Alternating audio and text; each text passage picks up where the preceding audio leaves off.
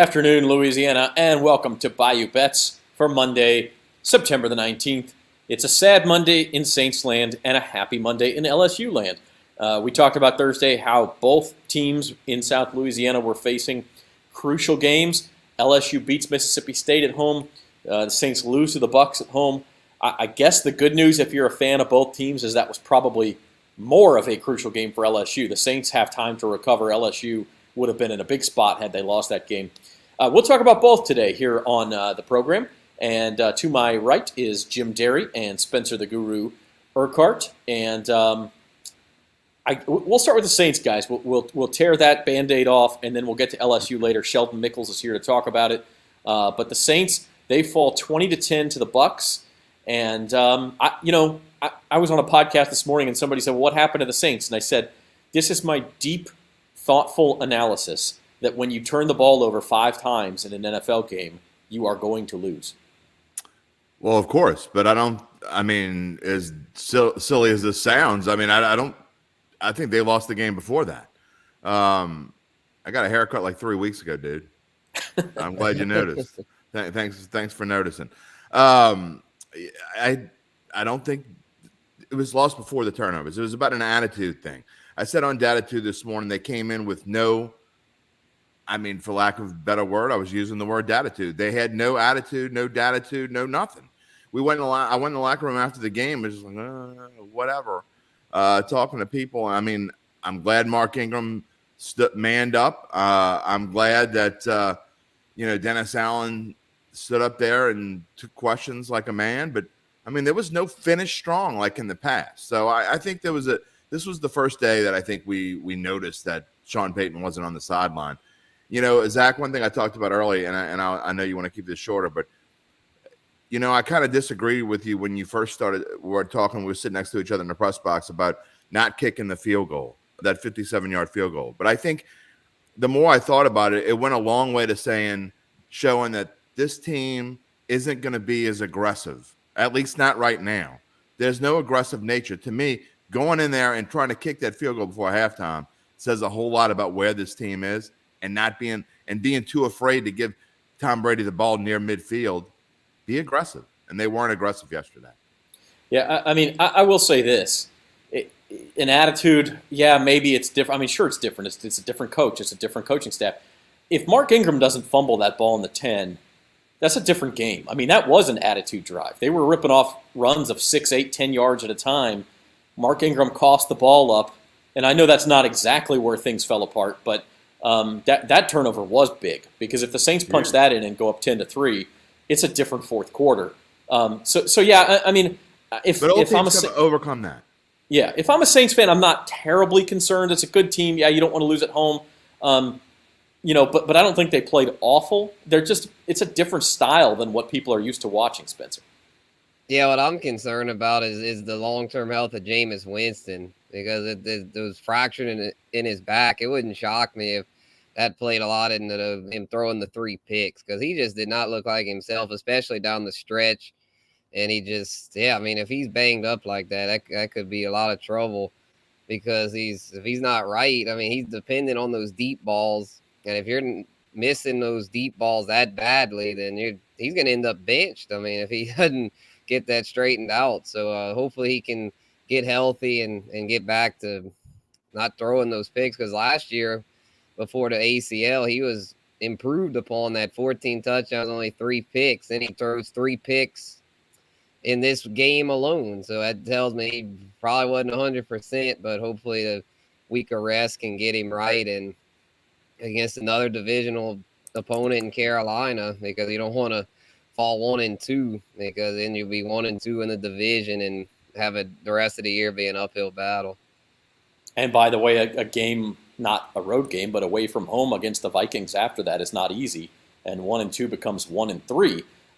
Before we go any further, I want to remind everybody that if you have not signed up for the Caesars Sportsbook app, we have a special offer for you. Go to NOLA.com/Caesars or use promo code NOLAFULL, and your first bet is risk-free up to $1,250. So go to NOLA.com/Caesars. If you haven't signed up, listen, we have a lot of fun on this show. We bet a lot of money. We don't bet a lot of money. We make a lot of bets for not that much money. That's how we have fun, and you can too. But as we were saying, Saints Panthers, it's a big game, Jim. I mean, nothing in Week 3 is must win, but this sets the tenor for the season. This is as close to must win as you can get, and I've used this a lot lately. So I hate using this early in the season. But you talk about where they are, and the Saints are going to need to beat every team they're favored against this year to do the things that they want to do, because it's not going to be like a lot of the years past. It's not going to be like 17. Oh, not so much 17, but 18 and 19, where they were favored almost every game. I mean, you talk about Green Bay and Tampa Bay. They're happen to be playing each other this week, but those teams are favored almost every week. The Saints used to be like that. They're not anymore.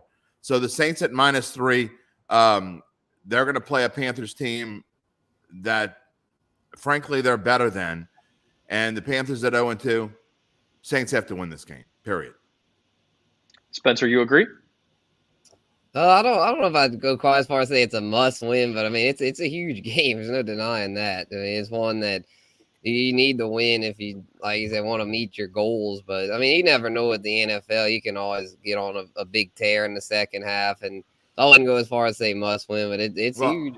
They don't have to win. I mean, the sun's still going to come up whether they win or lose Sunday. But if they want to go to the playoffs this year, they need to beat Carolina, period. I mean, they need to beat Carolina twice, and they need to beat Atlanta twice. So as far as must win, whether they live or die, no, it's not a must win. So there's really no such thing as a must win. But I mean, yeah, I know. I'm just saying, as far as I don't think the season will be over if they lose. Yeah, it'll hurt their chances, but I'm not going to go as far as say the season's over. It's a must win because I have over 3 division wins, and by God, they need this one. You ain't winning that if they lose this game. Yeah, that's going to be. I might push if they lose this one, but that's going to be tough too. So that's why it's a must win. God dang it. Other NFL results as we continue here on Bayou Bets. By the way, the Saints are 3-point favorites. We showed you there. That opened at 2.5, so already a little bit of steam on the Saints up to a field goal favorite, guys. Around the NFL, another day of upsets, not quite like Week 1, but we did see the Jets go into Cleveland and win. As called here on the show by Jim Derry, we saw the Bengals fail to go to Dallas and beat the Dak Prescott-less Cowboys. How about them Cowboys? And we also saw the Raiders. Honestly, I saw somebody say, as big of a choke job as that was for the Raiders, it might have saved the Cardinals' season. They're 0-2 and looking really bad if the Raiders blow them out. Yeah, I agree. I didn't have the Raiders or Cardinals anywhere, so that one didn't bother me. Obviously, I had the Cowboys everywhere. I had money line and parlays. I had a money line of bet. I had the Cowboys plus 7.5. I just thought it was the best fade the public moment of this early season. It was by far the best fade the public moment of the early season. So that one didn't surprise me. The Jets coming back, I mean, that was a complete fluke. Browns led by, I think, 2 touchdowns with like 3 or 4 minutes left. So, I mean, and I did have the Browns in a couple little places, nothing major. But that was crazy. First Jets win in September since 2018. Lost your sound there, Zach. You're on mute. That's why. I muted myself. That's why. Isn't that crazy? How does that happen? The whole month of September, no idea. 4 straight seasons. Like, this is the NFL. Bad. Everybody's supposed to win some. Spencer, what sticks out to you on this list? Obviously, that Dolphins-Ravens game was the game of the day. Yeah, for fantasy, for sure. Yeah, that was crazy. Jalen Waddle and Tua and Tyreek Hill all went off there. Lamar Jackson went off. So definitely love that for fantasy purposes. But the one that really stood out to me here was Jaguars 24, Colts 0. And I'm saying I'm so glad I bet the Jacksonville money because once I saw Michael Pittman was trending toward being out, I was like, I don't like that. Like, outside of Michael Pittman, the Colts have basically no reliable receivers. It could get ugly over there. And sure enough, I didn't expect that though. I thought there's a good chance Jacksonville could win it, but 24-0. Zach, remember in trouble. Zach Spencer, remember earlier, like I think it was Friday, I sent you that 14-leg alternate line parlay and asked you who was going to mess it up. The answer was the Colts. I got everything else right. The entire card was I still got 2 games tonight, but I'd have Tennessee plus 24 tonight, and I'd have Minnesota plus 15 or something stupid like that. Well, let's talk about tonight's games while we're on the subject. Tennessee is a 10-point underdog against Buffalo. And, Jim, I know this is another one of your favorite picks of the week. It is. It's the second favorite pick of the week to Dallas. I love Tennessee this week. Not only are you getting great value at +10 because everybody thinks the Bills rah. They rolled over the Rams last week, and they did. There's no question. But I don't think any team is as good. In fact, I don't think any team in the history of the NFL is as good as they think these Bills are right now. So Drunk Joe and Aunt Mabel are all over the Bills. You could probably do -24, and they'd still be picking Buffalo today. But I think Tennessee is a great value here. It's a fade, another fade the public play, and it also is a great value play because this line should be more like 7.5.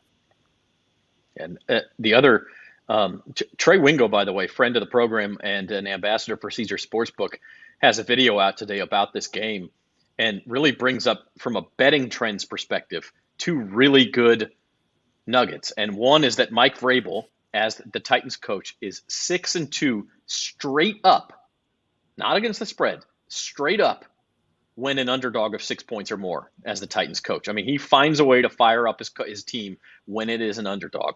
And then the other part of it, on the flip side, though, Buffalo's a 10-point favorite. Well, 19 of Buffalo's last 26 wins have come by double digits. When they're right, they're really right. And in a stretch of that length of time, they're only the third team in NFL history to reach 19 out of 26 double-digit wins, the other two being the early 70s Dolphins, who all they did was go undefeated in the season, and the Greatest Show on Turf Rams in the late 90s and early 2000s. So pretty heady company. One of those 7 of 26, a loss to the Tennessee Titans, by the way. Well, no, this is just looking at their past 26 wins. It doesn't count losses. Gotcha. So, I mean, again, if there is a team in the NFL that can cover a big spread like that, it's the Bills. But if there is a team you should beware of as a big underdog, it's the Titans. So really a fascinating game. That one's at 6:15. Spencer, 7:30 nightcap, another good one. The Eagles are 2.5-point home favorites. So basically your home field edge here, 2.5 points against the Minnesota Vikings.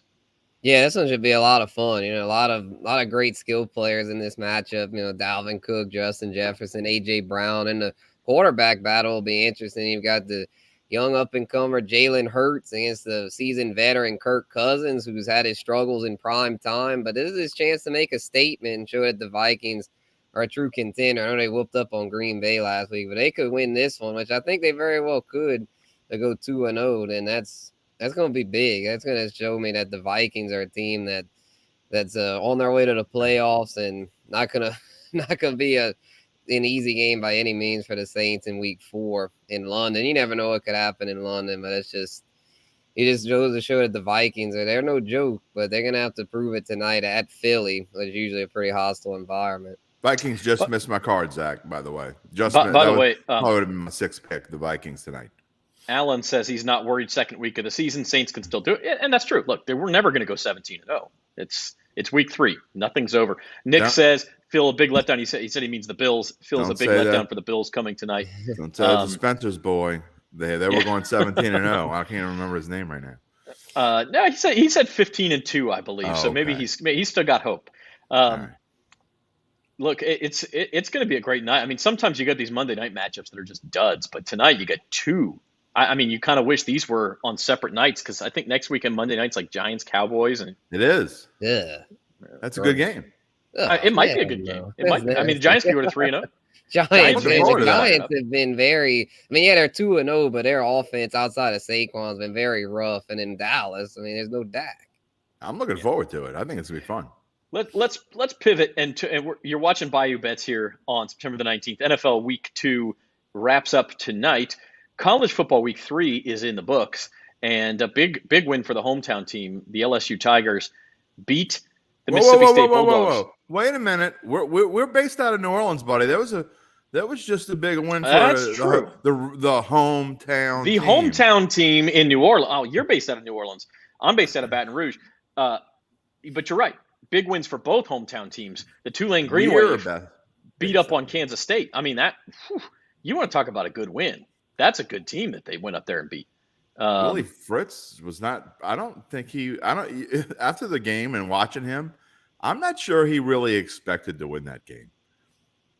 I mean, maybe I didn't see it, but yeah, I'll believe you. I mean, I didn't looked pretty surprised. But good for Tulane. Good for Tulane. And Kyle, by the way, says he said 14-3. There he is. Forgive him for not taking there were some bad calls. Oh Jesus! There were. Now, but that's there never were, the but that reason had the team nothing to loses a do game. with why the team lost. This is a good time to bring on Sheldon get outta Mickles here. because he's going to tell us about LSU. He was the only staff member to pick LSU to beat Mississippi State. He also covered the Saints for the Advocate for many years. So, Sheldon, welcome to the program. Thanks for being here, sir. Yeah, no problem, guys. And I'm gonna make Sheldon big. Yeah, don't make me big. Yeah, there we go. Sheldon, let's start with LSU, and then we'll circle back to the NFL. Saturday night, look, I think at halftime the game was about how everyone expected it to be, except for you. Mississippi State was sort of just slogging along, doing enough. LSU's offense couldn't move the ball. And then something changed. And all of a sudden, and this is where I think Brian Kelly, nothing against Les Miles, nothing against Ed Ogeron, but Brian Kelly's kind of showing his chops as an in-game coach. Made a lot of defensive adjustments. State only scores 3 points in the second half. Big win for LSU. Yeah, and I wasn't feeling too good about that pick when when the score was 13-0. So it was kind of shaky at the beginning. But look, I just thought LSU was I thought they were in a tight spot with the secondary. That was my reasoning, that they might be in a tough spot against the air raid offense. But I mean, that unit showed up along with the whole defense the other night. But the secondary especially showed up. And I think that was a big thing is that they got that touchdown right before halftime, LSU did, and it made it 13-7, felt a lot better about themselves, and they came out and they started playing a lot better, even better on defense than they had. But, Mike Leach went for a couple of those, 4th and 1s early that kind of, I think, took away maybe some of Mississippi State's offensive momentum.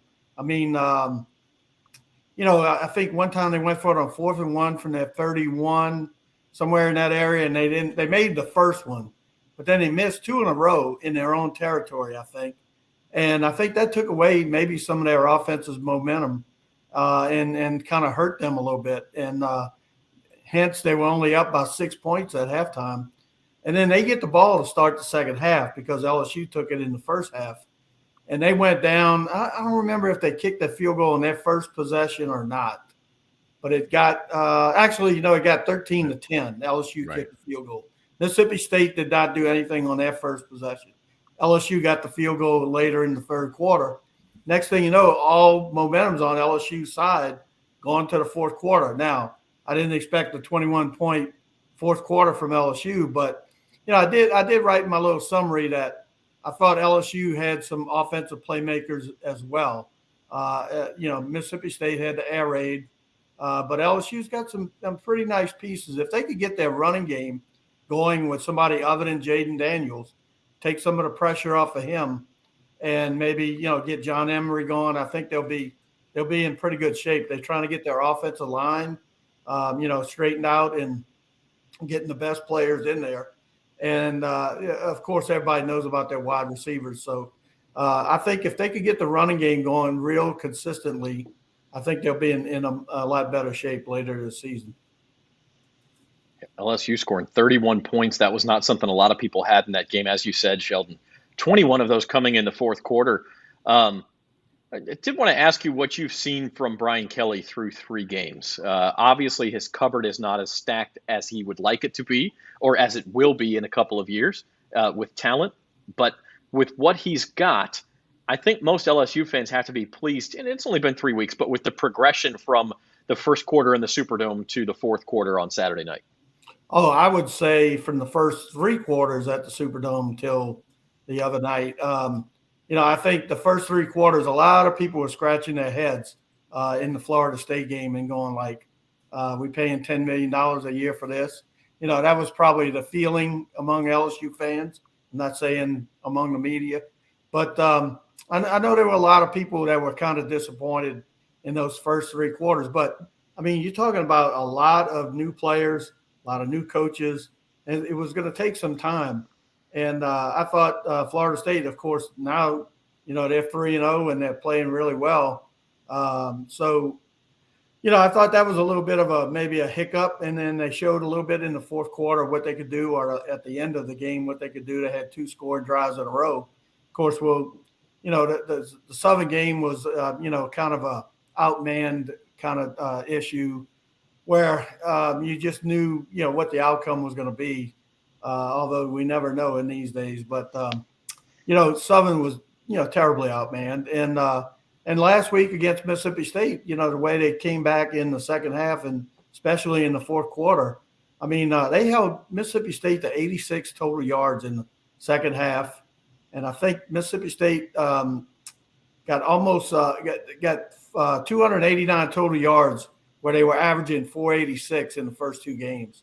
So, that was quite the job that they did. And once again, the secondary, and then they had a lot of heat from, up front with Ojulari and Gay, and they were able to get some pressure on Will Rogers. They wanted to take him off his spot, and I think they disrupted him quite a bit and kind of, interrupted what they wanted to do. It's funny. I was thinking on the way home, Matt House, LSU's defensive coordinator, somebody asked Brian Kelly in the postgame, about the game plan on defense, and he kind of didn't give a lot of information about how they went about it. But when you think about it, Matt House coached linebackers for the Chiefs for the last 3 years. The Chiefs run, it's not called an air raid offense, but it's pretty close to it. It's a hybrid college, and or it's a cousin of the West Coast offense is what the air raid offense is.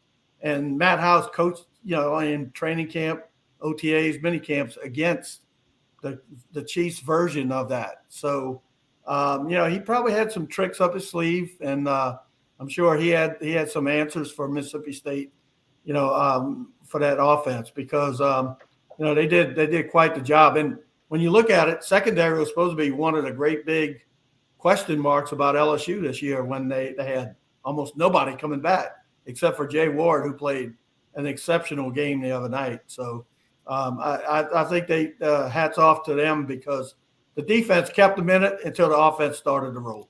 Sheldon, speaking of the, I'm sorry, Zach. Speaking of the offense going forward, I think they've made a lot of progression in just 3 short weeks. Jaden Daniel seems to be picking things up and seem to be making pretty good decisions. I'm wondering, what are they going to do? To me, the next step is to get the rushing offense going a little bit. It's nice to see John Emery back in there, and I know that he will eventually help this offense get going a little bit. But what do you see as plans? Does Brian Kelly talk at all about the running game and getting that going a little bit? He talked today about it in his press conference about, being more consistent at it. And he said last week, one of the things he said last week was he didn't care if he got 8 yards a carry in a game. A lot of people make a big deal out of that. If a team averages 8.0 a carry, his benchmark is 4.0.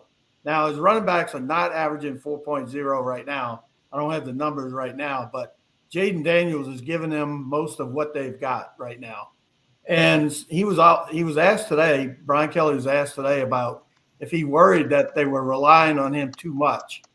And I think he kind of said, well, he wants to get that running game going a little bit, but he was pretty pleased about the way they ran the ball, against Mississippi State. Now, obviously, Jaden Daniels had most of the yards rushing, but I think they ran the ball effectively. Omani Goodwin, I think he and Emery could be a good 1-2 punch.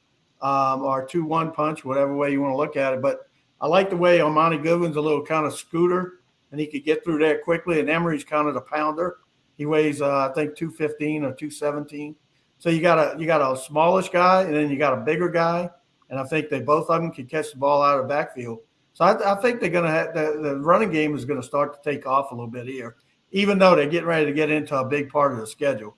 I mean, they got New Mexico this week, but the next 6 weeks are going to tell a lot about LSU going forward, because in the next 6 weeks after New Mexico, they're at Auburn, and it's on the road. So you would think right now they'd be, a good chance to win that game, but it is on the road.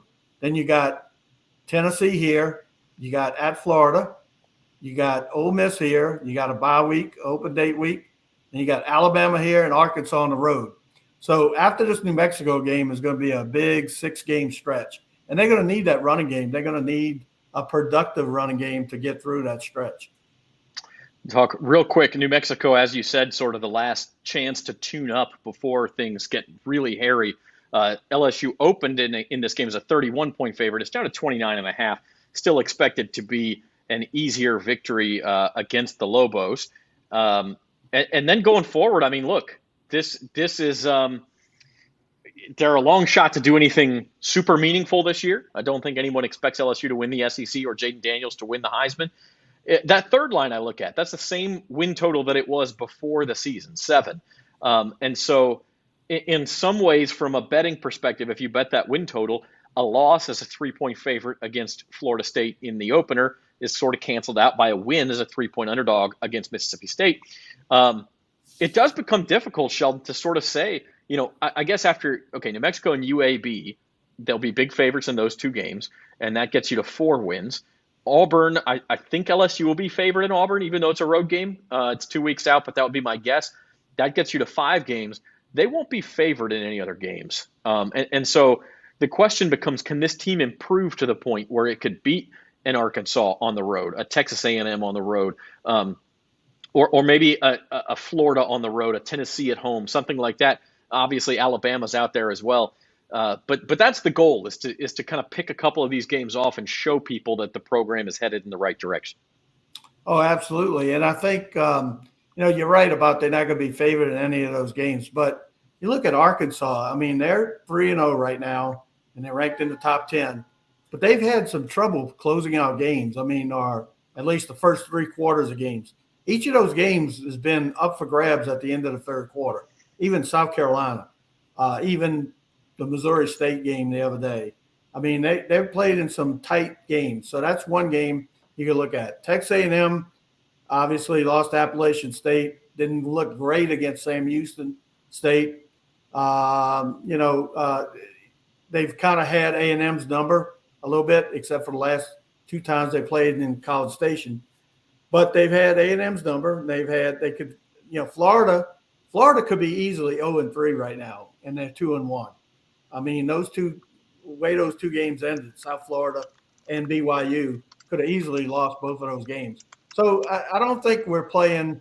No, I don't mean we're. I don't think they're playing Alabama, Georgia every week in the next 6 games. Scott Rabley and I were talking about it today, and we thought if they went 3-3 in that 6-game stretch, it would be pretty good.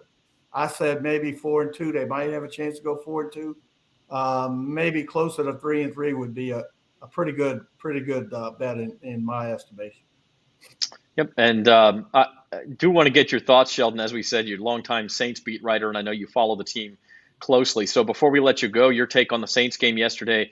Kyle has been going nuts in the comments saying the officials are crooked. Sure, we can mention crooked officials if you got proof that they are. I mean, listen, there were some questionable calls. There were some outright bad calls in that game. There was also an outright bad call, one in particular I can think of against the Bucs on a personal foul. Exactly. I was going to say, why don't you bring that up? I don't. More than and one that gave in the the Saints half. a first down. So I don't know that you can say they're crooked. But having said that, just your general impressions of that Saints loss.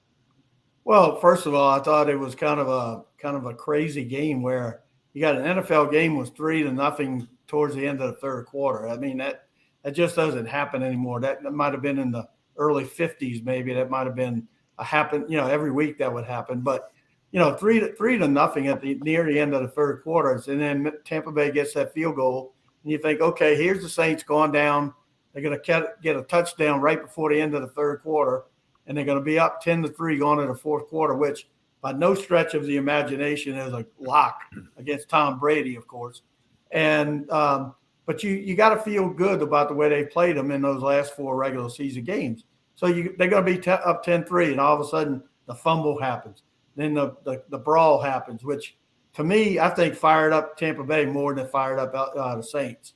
And that surprised me. That did surprise me. I think you're right. No, yeah. Because the way it happened, because Brady was getting involved, he was kind of involved in it, and before Lattimore could do anything with him, they weren't even close to each other. I think one of the reports I read was that Lattimore was in Brady's face. I mean, Fournette was between the 2 of them, and Fournette was the one that pushed Lattimore to start the whole thing. So, they kind of took that on like, well, and they needed it. Frankly, they needed some kind of spark. And I think that gave them a big spark. And, things kind of went downhill there like an avalanche, and it was just one of those games where it doesn't happen often in the NFL, but it can happen. I mean, a team gets on a roll, and they got on a roll, and Winston went cold and, started throwing the ball. Interceptions happened here and there and everywhere else, and kind of just snowballed real quick on them. Sheldon, we appreciate your time. Sheldon also covers LSU basketball, so when college basketball season starts back up, can we have you back on, Sheldon? Absolutely. I'm going to have they start practice next Wednesday officially. Is the first day of the preseason practice. They have 6 weeks before their first game. Of course, they've been practicing. They get 2 hours a week and different kind of things they could do during July and August and September. But next Wednesday they cranking it up, and so I'm going to have a kind of big, not necessarily gigantic preview, but I'm going to have an LSU preview, and also kind of look around the SEC, who picked up who and who lost who, and just kind of get people back into the swing of basketball again before we get too deep into football. So definitely. Well, Sheldon Mickles of The Advocate, you can read his work every morning in The Advocate and Times-Picayune. Thanks so much. No problem, guys. Thank you, All right, Sheldon. That's Sheldon Mickles. We appreciate him joining us. Man, basketball season sneaks the hell up on you, like more than any other sport. Too long. It's too long. It's just too damn long. Basketball's too damn long.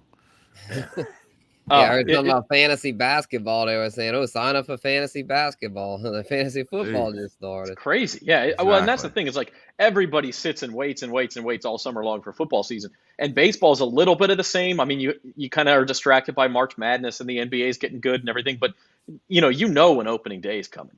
Basketball, man, it sneaks up on you. Yeah, it really does. By the way, I want to address something that Mr. Conspiracy Theorist is throwing out there. And I didn't know this until yesterday, until Dennis Allen told me, by the way. But, we kind of talked about how it was weird that, you didn't say as much, Zach, but I did. I thought that it was strange that Lattimore was ejected. He didn't do anything. To me, he didn't do anything. But in Mr. Conspiracy Theorist here brings that up.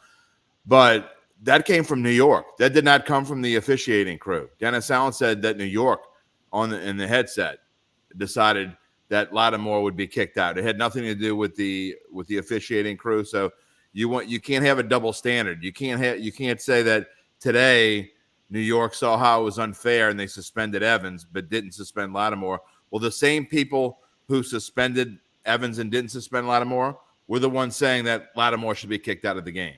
So it doesn't work that way. And I mean, there's no conspiracy. There were bad calls, sure. There were multiple bad calls. I thought officiating yesterday was horrendous, but it did not have effect on the outcome of the game. Zach, like you said, when you commit 5 turnovers, you're not going to win. Period. You're not going to win when you commit 5 turnovers. Yeah, and Mark Ingram manned up and said, "We lost the game because of me." And that was on Datitude this morning, by the way. Yeah, and check out Datitude, by the way, this morning. Lots of post-game reaction in that episode of Jim's podcast. Look, I think we saw the flip side of week 1 when Jameis was spectacular in the fourth quarter. They went high tempo, went right down the field, had this miraculous comeback victory. Well, this is the flip side, and obviously against a better defense, he starts to force the ball. He can make a lot of throws, but if it just goes 1% wrong, you got a guy streaking 70 yards the other way for a touchdown, and he's throwing 3 interceptions. And it's a little bit of the Jameis experience. And I think it's to his credit, he has muted that a little bit in New Orleans since he arrived. But there's still going to be a little bit of that. But like Spencer said, Zach, something wasn't right with Jameis yesterday. I mean, obviously, they talk about the 4 vertebrae in his back or whatever. What the heck was he even doing in the game? And it's clear that Dennis Allen doesn't want to make a switch. That's his guy. He says it in the press conference, and I get that. I've been the biggest Jameis defender the last year and a half. But if something's wrong with the dude, there's a reason why you have Andy Dalton. And I think if he's in the same shape next week, I think you have to contemplate a switch at some point. Again, it's nothing against Jameis per se, but I think the injury, like Spencer said, had to affect him yesterday. Yeah, kind of what it looked like. Yeah, with the just especially at the end there when he was just making these throws at like the I think it was the pick six or one of the interceptions. It was just like, it wasn't even close. It was like 10 yards overthrown. Like, it was like, it was one of the, like, for an NFL quarterback, it's a throw where you're just like, wow, like that just happened. Was that serious? Did that really just happen? Like, it was the one before the pick six, but it was extremely damaging because it was right after Tampa Bay had scored, and it led to a field goal. They returned it down inside, I think, the 30. The offense went nowhere, but they got a field goal, make it 13-3, and then you really do have to force it at that point. You really do have to take chances, and that led to the pick six. So yeah, I mean, I agree with you guys to an extent. I also think you got to open up the playbook a little bit. Like, listen, I don't know if Jameis was hurt or not because he wasn't being allowed to make any throws. So open up the playbook a little bit. Let's see what he can do. And if they were, and maybe it's because they knew that they could stop Tampa Bay from scoring very much. And hey, conservative will win this game if we don't make any mistakes. And they made mistakes, and it snowballed on them. But I don't know. I think you open it up a little bit, see what Jameis can do. If he is truly hurting and he's not getting the job done, then you do have a capable backup who has started multiple seasons in this league. How many picks did Scott Hockley throw yesterday? Man, stop. All right. Before we go, big bucks results for the week. You guys both have Monday night action, but Jim's 3-0 in the week. He's got a couple bets to come tonight. Spencer off his high horse from last week, but still a bet to come tonight. And then I started out hot and couldn't keep it going, and basically little less than break even there. I did win my big bets, so only lost $7 on the week. At least now I'm not on pace to lose all my $1,000 by the end of the year. Have I ever been positive in big bucks? I just want to. I don't think you have. I don't think you were so bad the first 3 weeks last season. That's about to change. We're going on a big run. Give me them glasses and them scepters. Let's do it. I meant to bring that. Plastic goblets. I'm so mad at myself for not bringing that to you yesterday. So mad at myself. Take a look ahead to next weekend. College football on Saturday. Listen, this is how you guys know that I'm fair and objective, because I put the Chicken Hawks on there. Duke and Kansas is a battle of 3-0 teams. You could have made a lot of money just betting on that. State? No Washington, Michigan State. One of those teams is going to be 4-0. How about Sparty? Washington and Michigan State was a key game, and Washington proved why. Look, another week without like a headliner game. I guess you could say Florida, Tennessee, but a lot of sneaky good games on this slate, guys. I don't see anything that's going to make me stay home on Saturday and watch football. I mean, I'm a big NFL guy, so I'm up from 10 a.m. Sunday with the TV on until 11 p.m. So, and then get up early on Monday and turn it on before I do Datitude. But to me, the only game that I'm even kind of interested in here, because Tennessee is going to beat the snot out of Florida, that's going to be ugly, is A&M and Arkansas, because to me, Texas A&M has kind of been a disappointing team. They looked a little bit better with Max Johnson in there at quarterback. And Arkansas, I'm not quite sure what they are. I think they can be a top 10 team, but, you know, when you play Missouri State the way that they played Missouri State, they were down 17-0. What the heck was that? So that's a game I am interested in and will watch some of. And so, one of those teams is going to show me something, right? Because I don't know what we got between those teams, so I want to find out. Spencer, I need you to answer for Billy Napier, man, because the bloom is off the rose there. They darn near lost to South Florida. Probably should have lost to South Florida on Saturday night. Yeah, it's just, kind of, some bumps in the road being his first year over there. I thought they'd have gotten off to a little better start. They pulled off the win against Utah and then struggled against Kentucky and, barely beat South Florida. So this Tennessee game, I mean, it's going to be tough on them. I think they could cover it, though. I think they'll definitely bounce back from the South Florida game. Yeah, they won, but I think it's kind of a wake-up call for them. So I'm thinking they'll do a little better this week. I don't know if they'll win outright, though. But the one I'm interested in is at USC at Oregon State. Oregon State's played pretty well. And USC, they're just so fun to watch with Caleb Williams. That's one I'll probably put on late Saturday. I was just about to circle that game because, I think your initial reaction is the same as Uncle Big Nick. Like, USC is going to kill Oregon State. Let me tell you something about Corvallis, Oregon. It might be the most off-the-beaten-path campus of any Power 5 school in the country. And it's not Like, because Corvallis itself is off of the interstate by like 45 minutes. You got to drive down. And then once you get to Corvallis and campus, you got to take this little wooden road out. Not, the road is not wooden, but a road through the woods out of town even further before you get to the football stadium.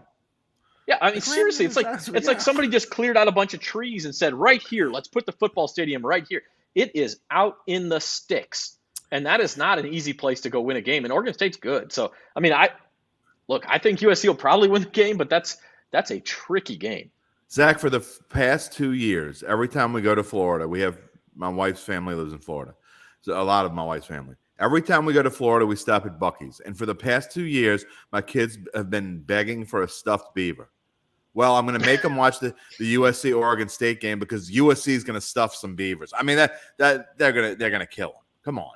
I don't care whether it's in Corvallis or whether it's in Canada. USC is going to kill Oregon State. Oregon State's not bad, man. They're not bad. They're going to get crushed. I don't know about all that. I love Caleb Williams, though, so I ain't betting against USC. I ain't betting against USC. One more comment here. I actually agree with Kyle on this one. I don't know what the hell Bruce Arians was doing on the sideline. He shouldn't have been there. It's this whole controversy today because Todd Bowles said something about how the Saints didn't have a spot for him in the box. The Bucs had 2 boxes and 18 press box seats like anywhere else in the NFL. Like, I could have sat next to me. There was an open spot in the press box. He had a name in the press box. Tampa Bay Buccaneers, Bruce Arians. He had a spot. I don't know what he was doing on the sideline. I mean, I don't think it was breaking any rules. But I bet he's not on the sideline next week. Yeah, probably not, because I say he instigated Evans. They're going to be at home. They'll be at home. Evans up to go hit Lattimore. Well, he was yelling at Lattimore from the sideline, and then like we were talking about, Zach, when we looked at it again, Lattimore. I don't think Lattimore was yelling at Brady. I think he was yelling at Arians. I think they were jawing back and forth. So it looked like he was yelling at Brady, but I think Lattimore, if you got to, if you go in there and pull the truth out of what was going on, if they would actually talk about, which they're not going to, I think he and Arians were jawing at each other. And the dude should. So here's something. Go ahead, Kyle. Mark it in your book. I finally agree with you. Arians shouldn't have been on the sideline. He's an idiot. Nick, by the way, the last 7 trips USC has made to Corvallis, 2 and 5 ATS. So yeah, they've been there before. It is not an easy road trip. Not saying they're going to lose. It's not an easy road trip. USC team than we've seen in the past. Yeah, I mean they've had some good teams in the not so distant past. Looking ahead to the NFL, Thursday night, Steelers at Browns. That will be a slobber knocker. That one might be 3-3 after 3 quarters. Also, Browns are 5 points, a lot of points in a game that's going to end. Of course, the Browns were in a shootout this Sunday, so who knows? Elsewhere, guys, I think the Packers go to Tampa Bay and win. By the way. That's going to be I can tell you right now. That's going to be my bet of the week. I've already, in fact, did it drop to 2.5 already? Yes, it did. Yeah, unfortunately. I wanted to get it at 3 also. I put a huge wager at 3 already on it. And I think that is a gift. Don't look the gift horse in the mouth because the Bucs have a lot of issues. Mike Evans is suspended. I don't know if he's going to appeal, which means I don't know whether he'll play this week. But if he doesn't play and Godwin doesn't play, they're in a whole world of hurt. So I think the Packers win this game as well. What about Aaron Rodgers' curse in Florida? He's seen every time he has to go to Florida, especially Tampa Bay, he is stumped throughout his career. That seems so random, though. That seems. I got to be honest, Zach. I said this on Data 2 this morning as well. The Saints were not the better team yesterday. They didn't deserve the win. However, overall in the big picture, I think the Saints are a better team than the Bucs. I think there were so many things that happened bad to them. I think their personnel is better than the Bucs, right? At least right now. So I don't think the Bucs are very good. I really don't. I was not impressed with them at all yesterday. Go ahead. Yeah, I was just gonna say other one I wanted to point out. A couple of big road favorites here. Chiefs and Bills, I'm putting them both on upset alert. And Nick said the Colts could win too. Like you're talking about, especially the Colts, backs against the wall, wounded animal type style. Doesn't matter. They're not any good. 6.5 is too many points, guys. I don't know if the Colts will win outright. That's too many points for me on the road. We'll see. I haven't got into my analysis yet, but and the scary thing is the first thing that jumped out at me, Colts, the same thing you said, but I got a feeling that when I dive into the analysis, I think the Colts are going to be one of those teams that kind of fade into the sunset. I don't think they're any good. I don't know how many games y'all going to have to watch before you finally agree with me that Matt Ryan is no improvement over Carson Wentz. He's not better than Carson. In fact, he might be worse. And he's going to help bring that. I know they have other issues. I know they didn't have their receiver yesterday, but you tied Houston and you lost 24-0 to the Jacksonville Jaguars. You are not good, Matt Ryan, and you are not good, Indianapolis Colts. 2 weeks, Jim. 2 weeks in. It's 2 weeks in. Careful of your overreaction Monday there. Careful of overreaction Monday. They tied the Texans and lost 24-0 to the Jags. Yeah, I mean, look, this is I am willing to admit the Colts are not as good as I thought they would be. It is 2 road divisional games, which, as you say, that's the golden rule. Those are tough, right? But the division is no good either. Then then that even proves my case even more because they're terrible. If they tie the Texans, who are the worst of the worst, whatever. I think they could if they got a tie. So let's say 9-7-1. 9-7-1 will win that division. That's what they've got to get. They're not going 9-7-1. You can give me goblets to put on my head, glasses to wear on the side of my head, whatever you want. I'll wear whatever you want. They're not going 9-7-1.